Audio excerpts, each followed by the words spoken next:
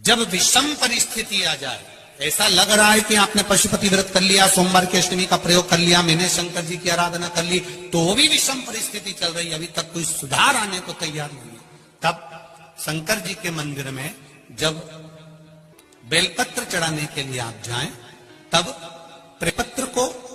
अशोक सुंदरी वाली जगह पर, बेलपत्री को डंडी वाली जो जगह है जहां से पानी बहकर जाता है उधर रखना,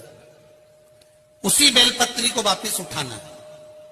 शिव जी के शिवलिंग पर जब बेलपत्री रखो तो डंडी का भाग, आप यहां बैठे हो तो डंडी का भाग पीछे की ओर होना चाहिए, शिवलिंग जैसे ये है तो डंडी का भाग पीछे की ओर, उसको रखकर 7 लोटा जल भगवान शंकर पर समर्पित कर दीजिए। अपने पत्री को वापिस अपने ही घर पर लेकर आ जाना। 11 दिन 21 दिन उसको रखो, फिर उसका विसर्जन वापिस किसी नदी, सरोवर, तालाब या वृक्ष के नीचे। जरूरी नहीं कि एक ही बार व्रत करोगे, 2-3 महीना छोड़कर पुनः कर सकते हो। बाबा का व्रत, पशुपति व्रत तो करते रहो, वो भंडारी भंडार भरने वाला है, खाली नहीं रखता। जरूरी नहीं कि एक ही बार व्रत करोगे, 2-3 महीना छोड़कर पुनः कर सकते हो। बाबा का व्रत, पशुपति व्रत तो करते रहो, वो भंडारी भंडार भरने वाला है, खाली नहीं रखता। जरूरी नहीं कि एक ही बार व्रत करोगे, 2-3 महीना छोड़कर पुनः कर सकते हो। बाबा का व्रत, पशुपति व्रत तो करते रहो, वो भंडारी भंडार भरने वाला है, खाली नहीं रखता। जरूरी नहीं कि एक ही बार व्रत करोगे, 2-3 महीना छोड़कर पुनः कर सकते हो। बाबा का व्रत, पशुपति व्रत तो करते रहो, वो भंडारी भंडार भरने वाला है, खाली नहीं रखता।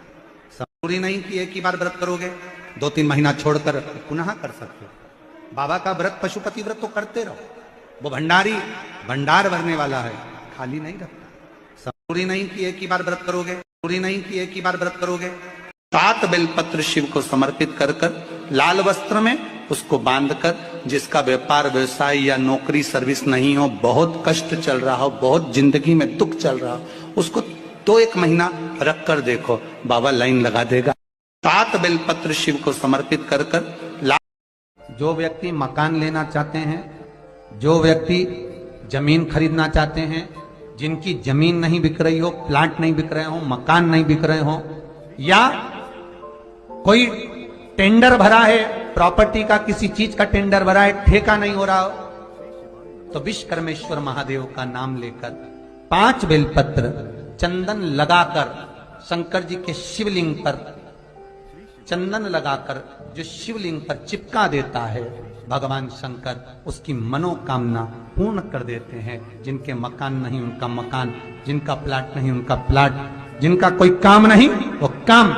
विश्वकर्मेश्वर महादेव पूर्ण कर देते। जो व्यक्ति मकान,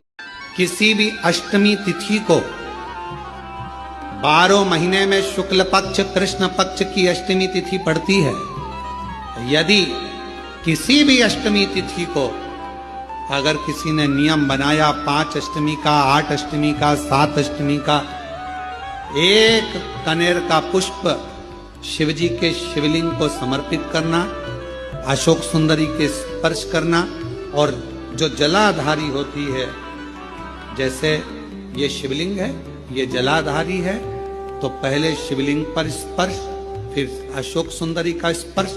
फिर जलाधारी पर कनेर का पुष्प शिव जी की ओर मुख कर कर, अर्थात जैसे मानो ये कनेर का पुष्प है, तो ऐसा शिवलिंग का स्पर्श करते हुए जलाधारी पर जो समर्पित करता है, भगवान शंकर उसके मन की कामना को पूर्ण जरूर करते हैं। एक कनेर पारिजात का अगर कोई वृक्ष हो